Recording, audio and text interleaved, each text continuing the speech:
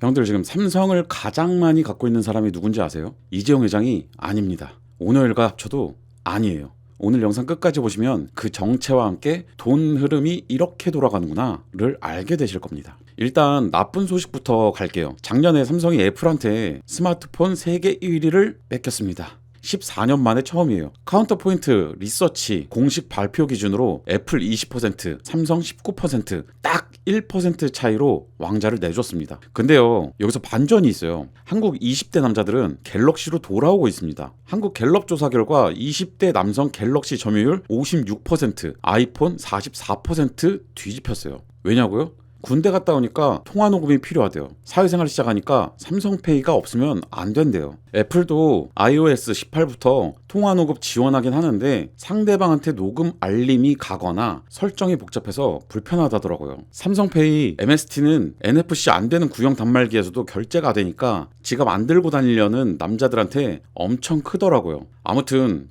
그럼 삼성이 어떻게 반격하냐? 2월 25일 언팩에서 답이 나옵니다. 3월 11일 출시 예정이에요. 갤럭시 S26의 비밀무기 말씀드릴게요. S24, S25는 구글 제미나이 의존도가 높았어요. 2024년 1월 언팩에서 삼성이 구글이랑 손잡고 제미나이 프로 탑재한다고 공식 발표했거든요. 근데 S26부터는 게임이 바뀝니다. 삼성 자체 AI인 가우스 2가 메인이 됩니다. 제미나이가 사라지는 건 아니에요. 가우스 2가 두뇌 역할하고 제미나이는 보조, 거기에 검색 전문 AI 퍼플렉시티까지 붙는 하이브리드 구조예요. 이게 왜 대단하냐면요, 가우스 2는 폰 안에서 다 돌아갑니다. 서버로 안 보내요. 인터넷 끊겨도 통역되고 문서 요약되고 일정 관리됩니다. 내 대화 내용이 어디론가 전송되는 찝찝함도 없어요. 가우스2는 3가지 버전으로 나뉩니다. 콤팩트는 실시간 통역이나 키보드 자동 완성처럼 즉각 반응이 필요한 기능 담당해요. 배터리 거의 안 먹으면서 항상 대기합니다. 밸런스드는 문서 요약이나 이메일 작성 담당이에요. 슈프림은 전문가 수준 복잡한 창작 작업 담당인데 MOE 기술이 들어가요. 이게 뭐냐면 질문 유형에 따라 전문가 AI가 선택적으로 활성화되는 방식이라 연산 비용을 50%까지 줄이면서 성능은 유지합니다. 쉽게 말해서 코딩 질문하면 코딩 전문가가, 법률 질문하면 법률 전문가가 알아서 나서는 겁니다. 전체 AI를 다 깨울 필요 없이 해당 분야 담당자만 일하니까 폰 안에서도 서버급 성능이 나오는 거예요.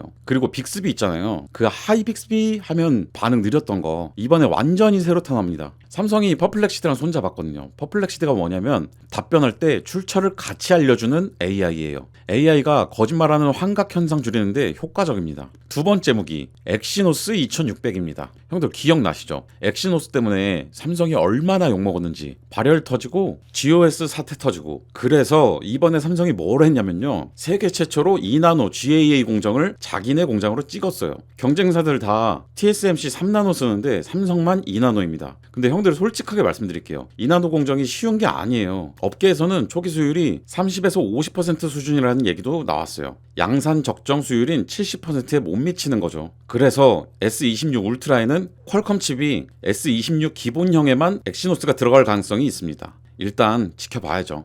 그리고 GAA가 뭐냐면요, 게이트가 채널을 360도 감는 구조예요. 기존 핀펫은 3면만 감죠. 이 구조 덕분에 전류가 새는 걸 막아서 전력 효율이 확 좋아집니다. 근데 형들 여기서 의문이 드실 거예요. 이게 다 사실이면 삼성 주가가 왜 더 안 오르냐? 답은 뒤에서 드릴게요. 일단 기술 얘기 마저 풀게요. 삼성 발표 기준으로 기존 3나노 대비 성능 12% 향상, 전력 효율 25% 개선이라고 합니다. CPU 10코어의 최고 클럭 3.8GHz, 퀄컴이 4.6GHz인 거랑 비교하면 클럭은 낮아요. 근데 삼성은 코어 수로 승부합니다. 재밌는 게 효율 코어를 아예 빼버렸어요. 전부 고성능 코어로만 채웠습니다. 멀티태스킹이 미쳤다는 뜻이에요. GPU는 AMD랑 손잡은 엑스클립스 960인데 벤치마크에서 스냅드래곤 8 젠5를 이겼습니다. 그리고 발열 히트패드 블록이라는 신기술을 넣었어요. 칩 안에 금속 블록을 박아서 열 저항을 30% 낮췄습니다. 삼성이 과거 트라우마 제대로 의식한 거죠. 이게 히트패스 블록이라는 기술인데요, 기존의 열 전도율 낮은 폴리머 대신 구리 같은 금속을 칩 패키지 안에 직접 심은 겁니다.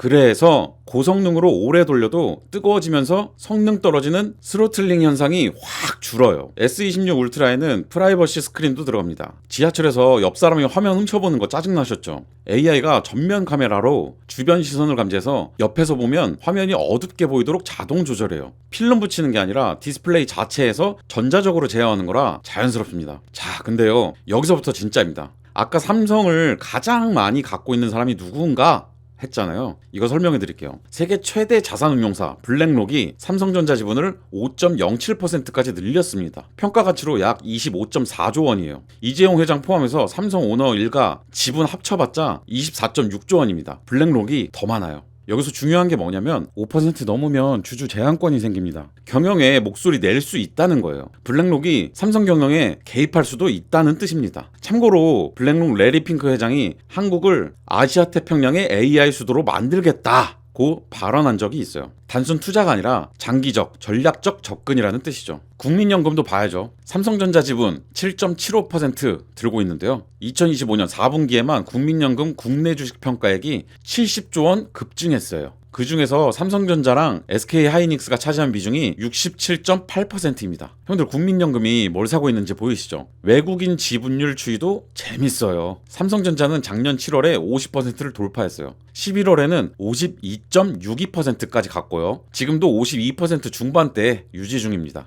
SK하이닉스는요, 작년 10월에 54.6%였는데 지금은 50% 중반대로 살짝 내려왔어요. HBM 랠리로 급등한 뒤 차액 실현 물량이 나온 거죠. 그래도 영업이익률이 46% 넘습니다. 제조업에서 이 정도 마진 나오는 회사 찾기 어려워요. 잠깐, 근데 삼성이 HBM에서는 하이닉스한테 밀리고 있다는 거 아시죠?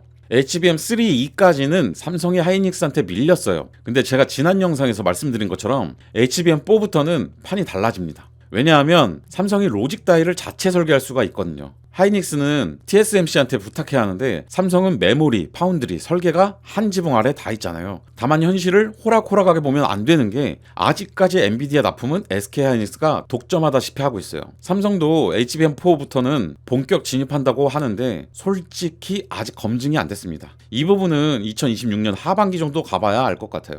리스크로 인식하셔야 합니다. 왜 이런 차이가 났냐면요, 칩 쌓는 기술이 달랐어요. SK하이닉스는 MRMUF라고 칩 사이에 액체 재료 넣고 한 번에 굳히는 방식인데 삼성은 TCNCF라고 필름 끼워 넣고 압력 가하는 방식이었어요. 문제는 칩이 얇을수록 필름 방식은 칩이 휘어지고 열도 잘 안 빠져요. 엔비디아 테스트에서 발열 때문에 탈락한 겁니다. 삼성이 HBM3E에서 겨우 승인 받았지만 1위 탈환은 HBM4에서 승부해야 합니다. 자, 애플은 뭐하고 있냐고요? 아이폰 17 시리즈는 램으로 끝나누기를 합니다. 프로, 프로맥스, 새로 나오는 에어까지 12기가, 기본형만 8기가예요. 왜냐하면 온디바이스 AI 제대로 돌리려면 12기가가 마지노선이거든요. 8기가 쓰는 사람들은 반쪽짜리 AI 경험만 하게 됩니다. 그리고 iOS 19에서 구글 제미나이가 시리에 통합됩니다. 사용자가 설정해서 외부 AI를 선택할 수 있어요. 창의적인 작업은 챗 GPT, 최신 정보는 제미나이. 애플이 자기들이 못하는 건 외부 파트너로 메꾸면서 프라이버시 통제권은 놓지 않겠다는 전략이에요. 삼성이 퍼플렉시티랑 손잡은 거랑 비슷한 접근이죠. 주가는 얼마나 올랐냐고요? 삼성전자가 2025년 초에 53,400원이었어요. 연말에 11만 9,900원. 상승률 124.5%입니다. 2026년 1월 21일에는 15만 7천원 터치하면서 최고가 경신했고 지금 16만 원대입니다. SK하이닉스는요 17만 1천원에서 65만 1천원, 상승률 279%, 삼성보다 2배 이상 뛰었어요. HBM 독점 효과입니다. 근데 증권가에서는 삼성이 아직 싸다고 봐요. 목표 주가 평균이 19만 3,661원이에요. SK증권은 26만 원까지 제시했습니다. 2026년 삼성전자 영업이익이 100조 원 돌파할 거라는 전망도 나옵니다. 이게 허무맹랑한 숫자가 아닌 게요. 2025년 4분기 실적 보세요. 매출 93.8조 원, 영업이익 20.1조 원 기록했습니다. 분기 사상 최대예요. 작년 동기 대비 영업이익이 208% 뛰었습니다. 메모리 가격 상승이랑 HBM 수요 폭발 덕분이에요. 2026년에는 HBM4 공급이 본격화되고 파운드리가 흑자 전환하면서 100조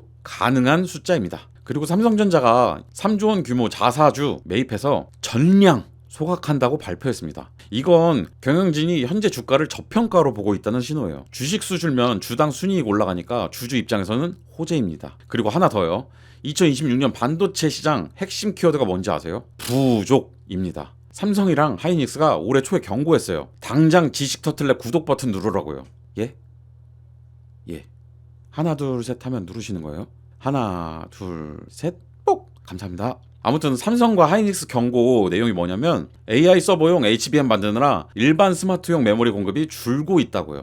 메모리 가격 오릅니다. 삼성, 하이닉스한테는 호재예요. 근데 갤럭시 S26 가격도 오를 수 있어요. 부품 가격이 올랐으니까요. S26 기본형은 유럽 기준 약 1049유로, 한화로 약 150만 원대 초반이 예상됩니다. 전작 S25보다 소폭 오를 수 있어요. 저장 용량이 256기가로 2배 늘어났거든요. 외국인 투자자들은 이걸 부정적으로 안 봅니다. 평균 판매 단가가 올라가면 마진이 좋아지거든요. 참고로 갤럭시 S25 사전 예약이 133만 대 돌파했습니다. 역대 최다예요. 울트라 비중이 52% 넘고요. 한국 소비자들 프리미엄 폰에 돈 아끼지 않습니다. S26도 이 흐름 타면 실적 기대할 만합니다. 그리고 폴더블 폰 얘기도 해야겠네요. Z 폴드 7 구매자 중 83%가 남성이고 그 중에서도 20, 30대가 많습니다. 예전에는 폴더블이 비싸니까 회의적인 시선이 많았는데 지금은 얼리 어답터 상징이 됐어요. 이 인식 변화가 갤럭시 전체 브랜드 이미지를 끌어올리고 있습니다. 근데요, 여기서 반전이 있어요. 20대 남자들은 갤럭시로 돌아오는 동안 40대 아저씨들은 아이폰으로 가고 있습니다. 한국 갤럽 조사 결과 40대 남성의 아이폰 점유율이 19%에서 35%로 폭등했어요.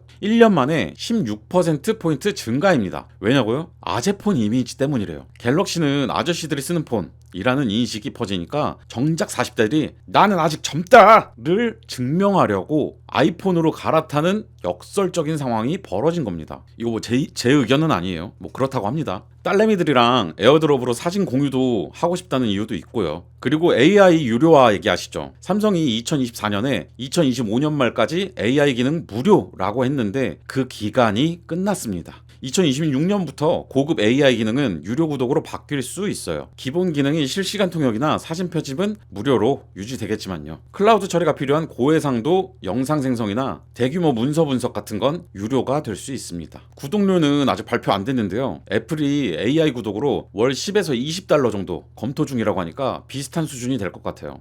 애플도 애플 인텔리전스 플러스 준비하고 있다는 분석도 나옵니다. 아이클라우드, 애플 뮤직으로 서비스 수익 키웠던 공식을 AI에도 적용하려는 거죠. 앞으로 AI 구독료가 통신비처럼 매달 청구서에 붙을 수도 있습니다. 자, 이제 해체 들어가겠습니다. 그래서 갤럭시 사라는 거야, 아이폰 사라는 거야? 이것도 결국 궁금한 거죠. 솔직히 저도 모릅니다. 내년에 AI가 어떻게 진화할지, 삼성이 HBM4에서 역전할지, 애플이 접이식 아이폰 내놓을지 아무도 모르니까요. 폰은 그냥 취향대로 고르세요. 그건 운명 공동체를 선택하는 거니까요. 근데 주식은 말이죠. 블랙록이랑 국민연금이 뭘 담고 있는지 보세요. 세계에서 가장 똑똑한 돈들이 반도체 위에 올라타 있습니다. 이게 좋은 건지 나쁜 건지 형 누나들이 판단하시면 될 것 같습니다. 2025년 언팩 같이 지켜보시죠. 오늘 이야기는 여기까지입니다. 지식 터틀랩이었습니다. 감사합니다.